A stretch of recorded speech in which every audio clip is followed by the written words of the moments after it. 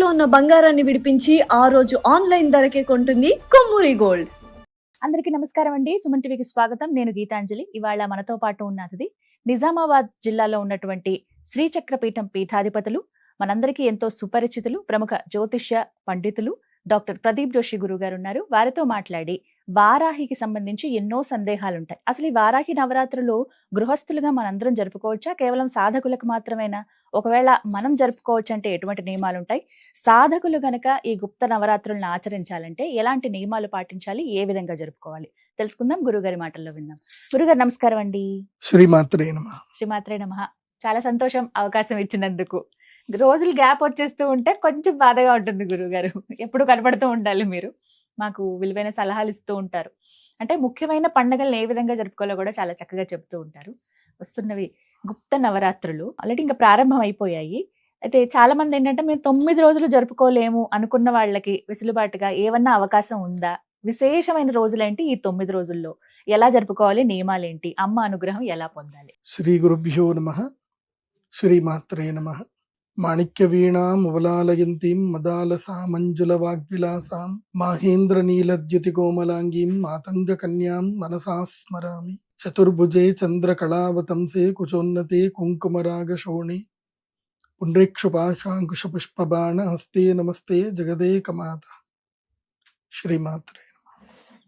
వారాహి నవరాత్రులు అని మనం అంటున్నాం.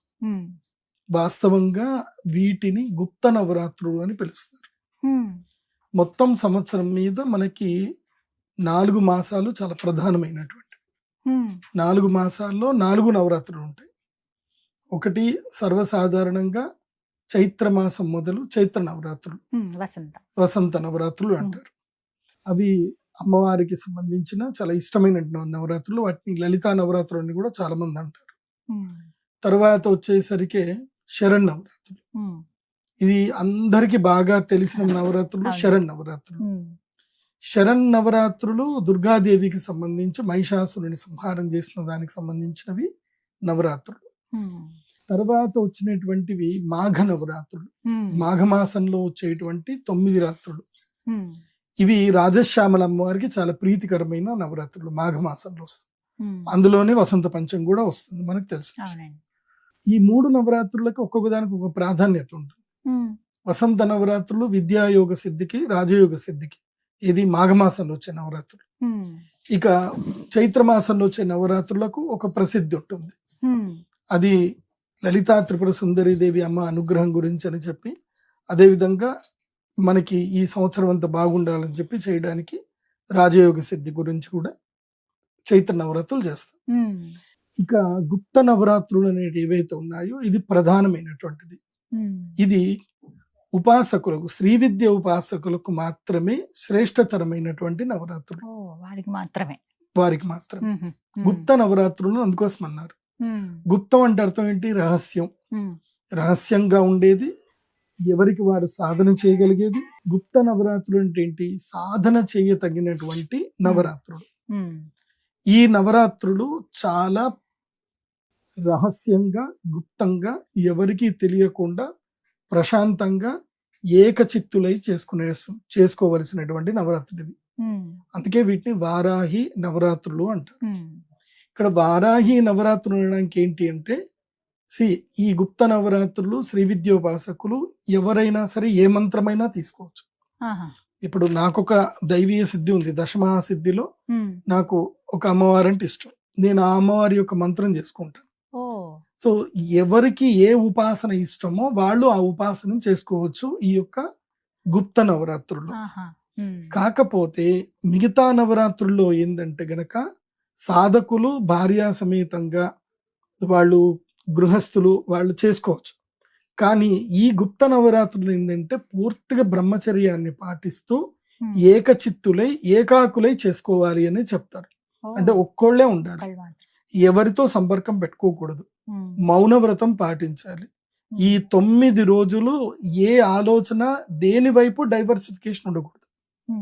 అందుకే మీరు ఇప్పుడు హిమాలయాల్లో గనక, హిమాచల్ ప్రదేశ్ గనక వెళితే, నైనిటాలు అక్కడిక్కడికి వెళితే చాలా మంది ఈ టైంకి వెళ్ళిపోతారు. అక్కడికి వెళ్ళిపోయి ఇప్పుడు అక్కడ వెదర్ ఎలా ఉంటుందంటే మనం ఉండడానికి పీస్ఫుల్ గా ఉంటుంది అక్కడ వెదర్. అనుకూలంగా. అలా చాలా మంది వెళ్ళిపోయి ఒక 9 రోజులు అక్కడ దీక్ష చేసుకొని వస్తారు. ఓ. ఇప్పటికీ త్రయంబకేశ్వర దగ్గర కూడా, వింధ్య పర్వతాల దగ్గర కూడా చాలా మంది ఉపాసకులు వెళ్ళిపోతారు. ఇంకోటి కూడా చూడండి, ఆషాఢ మాసం వస్తుంది. ఆషాఢ మాసం భార్యాభర్తలు దూరం ఉండాలని చెప్తారు. ఎందుకు దూరం ఉండాలి అనే దానికి చాలా వివరణలు ఉన్నాయి. అందుకే మనం లలితా సహస్రంలో చూస్తే మనకి ఇక్కడ అర్థమవుతుంది. విశుక్ర ప్రాణహరణ వారాహి వీర్యనందిత. ఇక్కడ విశుక్ర ప్రాణహరణ, దీన్ని మనము డీకోడ్ చేస్తే చాలా అర్థాలు వస్తాయి. అంటే నాకు అమ్మవారి అనుగ్రహం చేత నాకు అర్థమైన అర్థం చెప్తాను. ఇక్కడ అమ్మవారు భండాసురుణ్ణి సంహరించే సమయము లోపల ఆ భండాసురుడు లోకాలన్నిటినీ ఏం చేశాడు అంటే ఒక వరం కోరుకున్నాడు. ఏమంటే విశుక్ర అంటే ఎవరికి సంతానం కలగకపోవడము, ఎవరికి కామ వికృతులు రాకపోవడము, అంటే ఇంకా కామాకర్షితులు ఎవరు కారు. ఇంకా అంటే ఇప్పుడు మనం అన్నం తినాలి అంటే తుమ్మెద పాలినేషన్ చేస్తేనే మనకి ఇంత తిండి దొరుకుతుంది. లేదంటే ఈ ప్రపంచంలో ఆహారం అనేది పుట్టనే పుట్టదు. పాలినైజేషన్ లేకపోతే ఆహారం ఉండదు. భ్రమరములు తుమ్మెదలు లేకపోతే ఆహారం ఉండదు. అట్లాగే స్త్రీ పురుషులకు ఒకళ్ళ మీద ఒకళ్ళకి ఆకర్షణ ఆసక్తి లేకపోతే ఇంకా ప్రకృతి ఉండదు, ఇంకా ప్రపంచమే ఉండదు. భండాసురుడు చేసిన పని అదే. విశుక్ర అంటే విశుక్ర విగత శుక్రం అంటే విగత శుక్ర అంటే ఎవరైతే గనక తమ శుక్రత్వాన్ని, అంటే పురుషుడు శుక్రత్వం కోల్పోయారు అంటే అర్థం ఏంటి? పురుషత్వాన్ని కోల్పోయారు అంటే అందరూ నపుంసకులు అయిపోయారు. అక్కడ పురుషులు గాని స్త్రీలు గాని అందరు నపుంసకులు అయిపోయారు. అంటే ప్రకృతికి అప్రాకృతికం అయిపోయింది, విరుద్ధం అయిపోయింది భండాసురుడు చేయటం వల్ల. సో అలాంటి విశుక్రుణ్ణి ప్రాణహరణ, విశుక్ర ప్రాణహరణ అంటే విశుక్రుణ్ణి సమరించింది ఎవరు అంటే వారాహి అమ్మవారు. అందుకే ఆ వారాహి అమ్మవారు విశుక్రుణ్ణి సంహరించి ఈ సమస్త లోకాలకి క్షేమం చేసింది కాబట్టి కృతజ్ఞతాపూర్వకంగా అందరూ కూడా ఉపాసకులు ప్రధానంగా ఈ గుప్త నవరాత్రుల్లో వారాహీదేవి అమ్మవారిని ఆరాధిస్తారు. అది ముఖ్యంగా గుప్త నవరాత్రుల్లో వారాహి నవరాత్రులు అనడానికి ఉన్న ప్రాధాన్యత. ఇంకా చాలా మంది సోహం మెడిటేషన్ చేస్తారు, ఇంకా చాలా ఉంటాయి.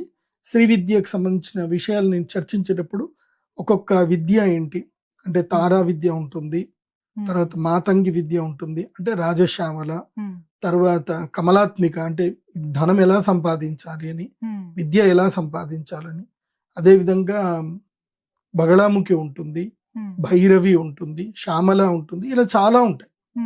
సో అమ్మవారి గురించి మొత్తం మనం తెలుసుకోవాలి అని అంటే రుద్రయామల తంత్రం అని ఒక అద్భుతమైన గ్రంథం ఉంటుంది. రుద్రయామల తంత్రం అది గనక చూస్తే మనకి శ్రీ విద్యకు సంబంధించిన పూర్తి వివరాలు దాంట్లో క్షుణ్ణంగా సాక్షాత్తు మహాశివుడే అమ్మవారి గురించిన తత్వ వివేచనని తెలియజేశాడు. కాబట్టి మనం శ్రీ విద్య గురించి ఏమైనా తెలుసుకోవాలనుకుంటే రుద్రయామల తంత్రం నుంచి తెలుసుకోవాలి. ఆ రుద్రయామల తంత్రములోని ఈ వారాహి విద్య కూడా వివరించబడింది. అలాగే మనకి రావణాసురుడు తన యొక్క రాసినటువంటి రావణ సంహితలో కూడా ఈ వారాహి అమ్మవారి ఉపాసనకు సంబంధించిన విధి విధానాన్ని కూడా తెలియజేయడం జరిగింది. అయితే ఈ వారాహి నవరాత్రులు చేసేటప్పుడు ఏంటంటే చాలా నియమాలు ఉంటాయి. చాలా నియమాలంటే మొట్టమొదటిగా ఏంటంటే పూర్తిగా శాకాహారులు అయి ఉండాలి. శాకాహారం అంటే ఇప్పుడు ఎట్లాగూ ఇవి వస్తాయి, మనం ఆషాఢ శుద్ధ ఏకాదశి నుంచి ఏమొస్తుంది అని అంటే శాఖావ్రతం అని వస్తుంది. అంటే శాఖ అంటే కూరగాయలు ఏవి తినకూడదు, ఓన్లీ పప్పు దినుసులు మాత్రమే తినాలి అని నియమం ఉంటుంది. ఇది ఆషాఢ శుద్ధ ఏకాదశి నుంచి. వారాహి నవరాత్రులు స్వీకరించేటువంటి వాళ్ళు మాత్రం వాళ్ళు ఈ యొక్క శుద్ధ ప్రతిపద నుంచి ఆ వ్రతం పట్టుకుంటారు. అంటే కేవలం మినుపప్పు ఏవైతే ఉంటుందో మినుప వడలు, మినుపప్పులు మాత్రమే తింటారు, పప్పులే తింటారు, వేరే ఏమి కూడా తినరు. అండ్ వన్ మోర్, ఎవరైనా నవరాత్రులు ఉపాసన చేయాలి అని అంటే ఫస్ట్ ఈ విషయం తెలుసుకోవాలి. సిద్ధి పొందాలి అని అంటే యోగ సిద్ధి కలగాలి, యోగం రావాలి. యోగం అంటే ఏమిటి? యమ, నియమ, ఆసన, ప్రాణాయామ, ప్రత్యాహార, ధ్యాన, ధారణ, సమాధి. దాంట్లో యమ నియమ ఆసనాలు అనేటివి 3 ప్రధానమైనటువంటి. యమ అంటే వేటిని మనం కంట్రోల్ చేసుకోవాలి, నియమాలు వేటిని మనం వదలాలి, ఎలా ఉండాలి అనేటువంటి యమనియమాలు, తర్వాత ఆసనాలు, తర్వాత ప్రాణాయామాలు, తర్వాత ప్రత్యాహారం. ఇవి 5 కనుక మనం చేయగలిగితేనే అప్పుడు అమ్మవారి మీద పూర్తిగా మనం ధ్యానం చేయగలుగుతాం. ఈ 5టిని మనం సాధించకుండా ధ్యానం చేస్తాము అనుకుంటే అది మూర్ఖత్వం. సో యమనియమ ఆసనాలు తెలుసుకోవాల్సిందే. ఇప్పుడు ఈ నవరాత్రుల్లో ఆహార నియమాలు మనం తెలుసుకున్నాము. తర్వాత దీక్షా నియమాలు ఎలా ఉండాలి అని అంటే రెగ్యులర్ గా మీరు చేసుకున్నట్టుగా పీట పెట్టుకోవడము, అందులోపల బియ్యం పెట్టడము, బియ్యము లేదా మినుపప్పు, మినుములు పెట్టి కలశం పెట్టి కలశ స్థాపన చేసుకొని అమ్మవారి వారాహి అమ్మవారి ముద్రికను రూపాన్ని, లేకపోతే కనుక శ్రీచక్రం, మీకు ఏదైనా సరే. ఎందుకోసం అంటే అమ్మవారు మీరు ఏ రూపంలో పూజించినా అమ్మ అనుగ్రహిస్తుంది. శ్రీచక్ర రూపంలో పూజిస్తే ఇంకా అద్భుతం. ఎందుకోసం అంటే ఆమె అంతర్ముఖ సమారాధ్య బహిర్ముఖ సుదుర్లభ అని చెప్పారు. సో మీరు అమ్మవారిని ఏ రూపంలో అయినా పూజించవచ్చు. ఆ విగ్రహం పెట్టుకొని లేదా శ్రీయంత్రం పెట్టుకొని, కాకపోతే శ్రీయంత్రము తప్పనిసరి. మీకు విగ్రహారాధనలో తప్పనిసరి అవునా కాదంటే అది మీ ఇష్టం, కానీ శ్రీయంత్రం తప్పనిసరి. శ్రీయంత్రము లేకుంటే ప్రాణము లేకుండా మీరు శరీరాన్ని పెట్టినట్టు. శ్రీయంత్రం ఉంటేనే అక్కడ ప్రాణం ఉన్నట్టు. శ్రీయంత్రం లేకపోతే ఏమీ లేనట్టే. అది ఒక విడంబన పూజ కింద అవుతుంది, అంతకుమించి ఏం కాదు. ఫోటో పెట్టుకోవచ్చు, కానీ శ్రీయంత్రం ఉండాలి. చిన్న శ్రీయంత్రం కాయిన్స్ దొరుకుతాయి. ఆ శ్రీయంత్రం పెట్టుకొని దానికి పాలతోటి అభిషేకం చేసుకొని కుంకుమార్చన చేసుకొని, సాధారణంగా వారాహి నవరాత్రులు ఎవరు చేసినా సరే అందరికీ సులభతరమైన మార్గం ఏంటంటే లలితా సహస్రనామం చదువుకోండి. లలితా సహస్రనామం చదువుకొని వారాహి అమ్మవారి యొక్క మూలమంత్రం ఉంటుంది, ఆ మూలమంత్రం కూడా చెప్తాను. ఆ మూలమంత్రాన్ని ధ్యానం చేసుకోవడము, చదువుకోవడం చేయాలి. ఈ 9 రోజుల పాటు చాలా మౌనవ్రతంగా ఉండాలి. ఏ పని చేయకూడదు, కేవలం అమ్మవారు ఆరాధన చేయడము, నీకు సమయం దొరికితే యోగా చేయడం, ప్రాణాయామము, ఆసనాలు చేయడం, యోగాసనాలు చేయడం, సూర్య నమస్కారాలు ప్రాక్టీస్, ప్రాణాయామం చేయడము, ఇంత తినడము, మళ్ళీ ధ్యానం చేసుకోవడం, జపం చేసుకోవడం. 9 రోజులు ఇదే ప్రక్రియలో ఎవరైతే ఉంటారో అది వాస్తవమైనటువంటి దీక్ష. ఇక విడంబన దీక్షలు ఉంటాయి. విడంబన దీక్షలు అంటే ఇంకా ఏదో చేస్తున్నాము, ప్రపంచంతో ఉంటూ కలుస్తూ చేస్తున్నాం అనుకునేది అందరు కూడా చేసుకోండి, నేను వద్దని చెప్పను. కాకపోతే అలాంటి విడంబన దీక్షలు ఏమైనా చేసేది ఉంటే దేవీ నవరాత్రులు, శరణ్ చేసుకోండి, కానీ వారాహి నవరాత్రుల జోలికి మాత్రం వెళ్ళకండి అని చెప్తాను. ఎందుకోసం అంటే ఉగ్ర నవరాత్రులు అని కూడా అంటారు వీటిని. ఉగ్ర నవరాత్రులు, సాధక నవరాత్రులు అంటారు, గుప్త నవరాత్రులు అంటారు. కాబట్టి ఇవి చేసేటప్పుడు చాలా జాగ్రత్తగా చేయాలి. ఎందుకోసం అంటే వారాహి అమ్మవారు చాలా ఉగ్ర స్వరూపం. ఆమె ఉగ్రమైనటువంటి తీక్ష్ణమైనటువంటి తీక్ష్ణ దంష్ట్రాక్షిత అని చెప్పి మనకి అమ్మవారి యొక్క స్తోత్రం వస్తుంది. కాబట్టి తీక్ష్ణమైన దంష్ట్రంలో ఎర్రటి కన్నులు కలిగినటువంటి అమ్మవారు శాంత స్వరూపం కాదు. మీకు శాంత స్వరూపం కావాలి అనుకుంటే మీరు మహాలక్ష్మి అమ్మవారిని పూజ చేసుకోండి, సరస్వతి అమ్మవారిని పూజ చేసుకోండి. ఇది శరణ్ నవరాత్రుల్లో. ఈ నవరాత్రులు కూడా చేసుకోవచ్చు, వద్దని ఎవరు చెప్పరు. కాకపోతే వారాహి అమ్మవారిని చేస్తున్నప్పుడు మాత్రం దీక్షగా ఉండాలి. ఎందుకోసం అంటే మీరు ఏం పలికినా ఏదైనా అమ్మవారి యొక్క ఆవేశం మీ లోపలికి వస్తుంది. వారాహి అమ్మవారు అంటే ఇంకా కోపం, ఉగ్రం వచ్చేస్తుంటుంది. సో ఆవేశం వస్తుంది, ఇంట్లో వాళ్ళని తిట్టడం. నేనైతే వారాహి నవరాత్రులు చేయాలంటే ఇక్కడ నుంచి ఋషికేశ్కి ఇక్కడ వెళ్ళిపోండి, ఒక్కళ్ళే ఉండండి, ప్రశాంతంగా ఇన్ని పండ్లు, ఇన్ని ధాన్యాలు తీసుకెళ్ళండి, 9 రోజులు ఏదైనా గంగ ఒడ్లో ఉండండి, స్నానం చేయండి, దీక్ష చేసుకోండి, యోగా చేయండి, తినండి. నాకు తెలిసిన సాధకులు వాళ్ళు అదే పని చేస్తారు.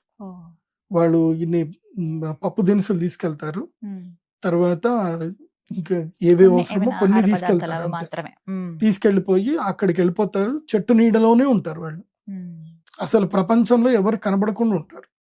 చాలా రహస్యంగా చేస్తారు ఆ దీక్షలు. అలా చేయగలిగితేనే మోక్ష సిద్ధి కలుగుతుంది. ఒకటి, ఇహపరమైన కోరికల గురించి అని చెప్పి వారాహి నవరాత్రులు చేయకండి.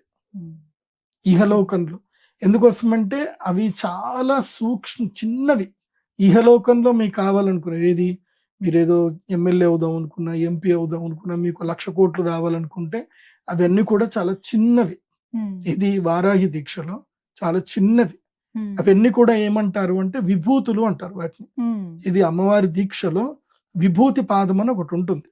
అంటే విభూతి అంటే ఏంటంటే మనము కాంక్షించడము, కోరికలు కోరడము, భోగాలు అనుభవించడం ఇదంతా విభూతుల కిందకు వస్తుంది. ఆ విభూతులు దాటితేనే అమ్మ అనుగ్రహం కనబడుతుంది. ఎందుకోసమంటే అమ్మ అనుగ్రహం ముందు ఈ విభూతులన్నీ ఏంటంటే గనక అసలు జుజుబి, ఎందుకు పనికిరానివి అవన్నీ కూడా. ఎందుకోసమంటే దేహం ఉన్నంత వరకే ఈ కాంక్ష. ఇవన్నీ కదండి. అవును. నీకు దేహమే బాగా లేకపోతే నువ్వెవరివి? సో నువ్వు అమ్మలో ఐక్యం అవ్వడానికి చేసే ప్రయత్నమే వారాహి నవరాత్రులు. ఆ ఉద్దేశంతో చేయండి. అయితే ఈ వారాహి నవరాత్రుల్లో ఒక బెనిఫిట్ ఒకటి ఉంది. ఎవరికి అనంటే, ఎవరికైతే సంతానము లేదో, సంతానం లేనటువంటి వాళ్ళు ఈ 15 రోజులు అంటే ఈ నెల రోజులు కూడా భార్య ముఖం చూడకుండా, అది స్త్రీ అయినా పురుషుడైనా ఇద్దరు కూడా తమ యొక్క సాంగత్యం లేకుండా, వాళ్ళ ముఖం చూడకుండా, వాళ్ళు ఇద్దరు సపరేట్ గా ఉండి వాళ్ళని మనసులో తలుచుకుంటూ, అమ్మవారిని తలుచుకుంటూ మంచి సంతానం కావాలన్న ఉద్దేశంతో ఈ నెల రోజులు గనక వాళ్ళు దీక్ష చేస్తే, శ్రావణ మాసంలో నెలసరి అయిన 8వ రోజు నుంచి 18వ రోజులు, ఈ రోజులు గనక కలిస్తే గనక వాళ్ళకి తప్పకుండా మంచి సంతానం కలుగుతుంది. అందులో బేసి సంఖ్య, సరి సంఖ్య. సరి సంఖ్యలో కలిస్తే పురుష సంతానము, బేసి సంఖ్యలో కలిస్తే స్త్రీ సంతానం. ఇది ఉంటుంది. కాకపోతే మీరు ఆ ఏదైతే ప్యాటర్న్ ఉంటుందో దాదాపుగా 40 అంటే 60 రోజులు, వాస్తవంగా చెప్పాలంటే ఒక శుక్ర కణము తయారవ్వడానికి 72 రోజులు పడుతుంది. 72 రోజుల పాటు మీరు దీక్షగా ఉండి బ్రహ్మచర్యం పాటించి, అప్పుడు 72 రోజుల తర్వాత అంటే ఎగ్జాక్ట్ అదే రోజు వస్తుంది. ఆ తర్వాత కనుక కలుసుకోగలిగితే తప్పకుండా మంచి సంతానం అవుతుంది. అందుకే విశుక్ర ప్రాణహరణ వారాహి వీర్యనందిత అంటే విశుక్రుణ్ణి సంహరించింది, అంటే నపుంసకత్వాన్ని అమ్మవారు సంహరించింది, అంటే పురుషత్వాన్ని ప్రసాదించింది, పుంసత్వాన్ని ప్రసాదించింది. ఇక్కడ పుంసత్వం అంటే స్త్రీకైనా పురుషుడికైనా పునరుత్పత్తి శక్తిని ప్రసాదించడం. ఆ పునరుత్పత్తి శక్తిని ప్రసాదించింది వారాహి అమ్మవారి. కాబట్టి ఆ వారాహి అమ్మవారి యొక్క అనుగ్రహాన్ని పొందండి. పొందడం వల్ల మీకు మంచి యోగ సిద్ధి కలుగుతుంది. ఇందులోపల నాకు తెలిసిన ఒక అఘోరి మహారాజ్ చెప్పింది ఏంటంటే, గుప్త నవరాత్రులు ఎవరికి ఎక్కువ చేస్తారు అంటే, ఎవరైతే గనక గుప్త నిధులు పెడతారో, గుప్త నిధులని సాధించాలనుకునేటువంటి వాళ్ళు కూడా ఈ గుప్త నవరాత్రులు చేయాలని కూడా చెప్తారు. ఎందుకోసం అంటే ఇప్పుడు మనకి వరాహ అవతారాన్ని చూసుకుందాం, శ్రీ మహావిష్ణువుది. ఆయన యొక్క వరావతార లక్షణం ఏంది? భూమిని తవ్వుకుంటూ లోపలికి వెళ్ళి ఆయన వెళ్ళాడు అని చెప్తున్నారు. సో గుప్త నిధులని సంగ్రహించడానికి కొన్ని కాటుకలు సాధించాల్సి వస్తుంది. అది ఈ ఆషాఢ మాసంలో చేసుకుంటారు.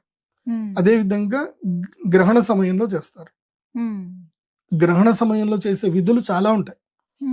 అవి మనకి కొన్ని గ్రంథాల్లో ఉంటాయి, దత్తాత్రేయ తంత్రములో ఉంటాయి. కొన్ని కాటుకలు తయారు చేసుకుంటారు. ఆ కాటుకలు తయారు చేసుకొని కాటుక అంజనం వేసుకుంటే భూమి లోపల ఎక్కడ నిధులు ఉంటే కనిపిస్తాయి. నాకు తెలిసిన ఒక ఆయన ఢిల్లీలో ఉంటారు, యాదవాచార్యులు.